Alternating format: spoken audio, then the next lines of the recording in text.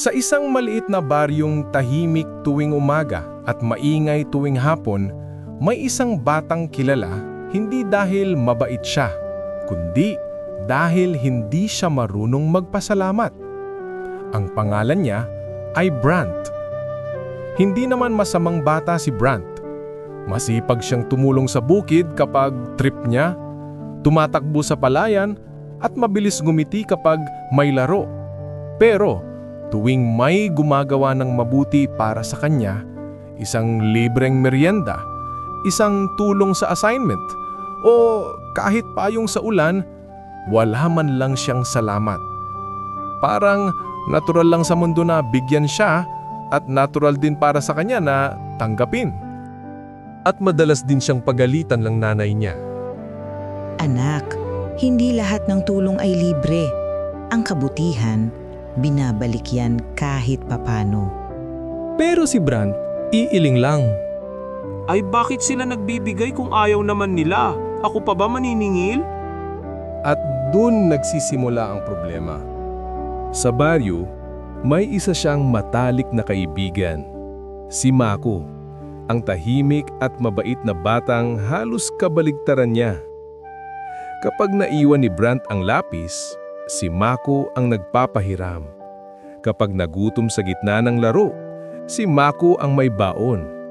Kapag nadapa sa simentado, si Mako ang handang tumulong tumayo. Pero kahit minsan, hindi pa nakarinig si Mako ng kahit isang salamat mula kay Brant. Isang hapon, habang naglalaro sila sa tapat ng lumang puno ng akasya, napansin ni Mako na matumal ang sagot ni Brant. Para bang may ibang iniisip. Uy Brant, mukhang tahimik ka ata dyan.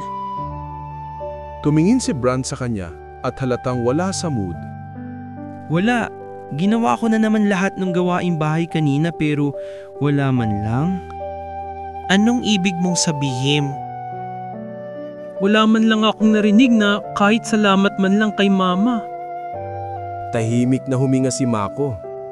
Sana lang, kahit minsan, marinig din niya sa kaibigan ang simpleng salitang yon. Dumating ang isang gabi na binago ang takbo ng araw ni Brant. Umuulan ng malakas, halos lumulunod ang tunog sa bubong nila. Nasa kasagsagan ng pagyiyelo ng hangin nang may kumatok sa pinto.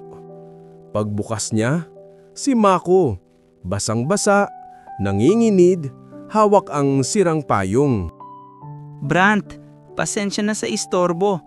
Pupunta sana ako sa tindahan pero natumba ako sa kanal. Pwede ba ako magpatuyo saglit? Hindi nagdalawang isip si Brant. Pinapasok niya si Mako, pinahiram ng tuwalya, pinaupo sa harap ng kalan. Pero may kakaiba. Tinitignan siya ni Mako na parang may nararamdaman itong mabigat sa dibdib. Brant, alam kong hindi mo ugali ang magpasalamat. Alam mo rin na hindi mo naman sinasadya. Pero minsan, importante ang pasasalamat hindi para sa iba, kundi para sa iyong sarili. Tumigil ang ulan, tumigil ang hangin, at parang tumigil ang buong mundo sa tenga ni Brant.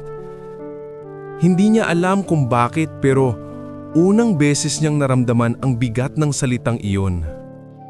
Kinabukasan, maliwanag ang araw, para bang hinugasan ng ulan ang lahat ng lumang emosyon. Nakita ni Brant si Mako sa may kalsada, naghahayos ng sira niyang bag. Lumapit siya. Hindi pa rin sanay sa gagawin pero pinipilit. Mako, tungkol kagabi. Hanggang ngayon iniisip ko pa rin kung paano ko sasabihin to sa'yo. Hindi ko alam kung tama ba o baka awkward pakinggan. Pero ang bigat sa dibdib ko kung hindi ko ilalabas. Yung ginawa mo, nakapagpagaan talaga ng loob ko. Kaya, ayun, salamat. Nag-angat ng ulo si Mako. Nagulat. Hindi ito makapaniwala. Walang anuman Brant. Hindi mo kailangan maging perpekto. Kailangan mo lang maging totoo. At sa araw na iyon, nagsimulang magbago si Brandt. Hindi agad, hindi biglaan. Pero bawat salamat na binibitawan niya ay parang maliit na ilaw na nagpapakinang sa buong baryo. Doon niya naintindihan. Mas madaling maging mabayat kapag marunong kang magpasalamat. At mas madaling mahalin ng tao ang isang Brandt na marunong nang tumanaw ng utang na loob. Ang pasasalamat ay maliit na salita, pero may malaking epekto. Kapag marunong tayong magsabi ng salamat, hindi lang natin pinapakita na na-appreciate natin ang ginawa ng ibang tao. Pinaparamdam din natin sa kanila na mahalaga sila. Para itong maliit na ilaw, simple at mabilis sabihin, pero kaya nitong magbigay ng init sa puso ng nakakarinig. Sa kwento, maraming beses na tumulong si Mako kay Brandt. Pero dahil hindi marunong magpasalamat si Brandt, pakiramdam ni Mako ay parang hindi mahalaga ang kabutihang ginagawa niya. Kaya nang sinabi ni Brandt ang unang salamat, hindi lang iyon salita. Isa iyong patunay na nakita at pinahalagahan niya ang kabutihan ng kaibigan. Doon nagbago ang pakiramdam ni Mako.